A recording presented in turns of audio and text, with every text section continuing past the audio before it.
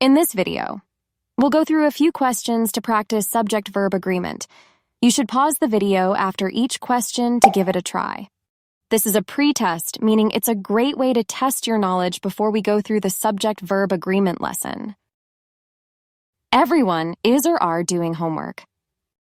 The correct answer is everyone is doing homework.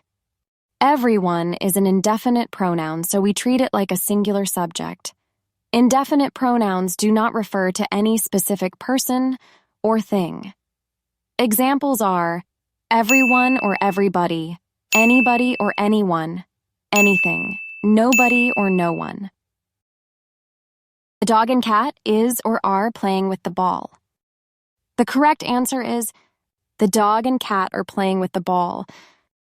This is a plural subject. Since we have a dog and a cat, the matching verb is therefore are. Sasha and her partner shop or shops at the boutique every weekend. The correct answer is Sasha and her partner shop at the boutique every weekend. The subject is plural since we have more than one person. For a plural subject, the matching verb does not end in S, so shop is the correct verb. Shops would be correct if our subject were singular, as in Sasha shops at the boutique every weekend. Neither of the boys is or are tired. The correct answer is neither of the boys is tired. When we use neither or either, we treat the subject as a singular subject, so the matching verb must be is. One thing to note is that the rules are different for neither nor or either or combinations. She sit or sits in front of the computer all day. The correct answer is she sits in front of the computer all day. She is a singular subject. The matching verb must end in S, so we would say she sits rather than she sit. The basketball player was or were extremely tall. The correct answer is the basketball player was extremely tall. The subject, the basketball player, is singular, so the matching verb must also be singular. Was is a singular past tense verb. It's like is, but past tense. Were is a plural past tense verb. It's like are, but past tense.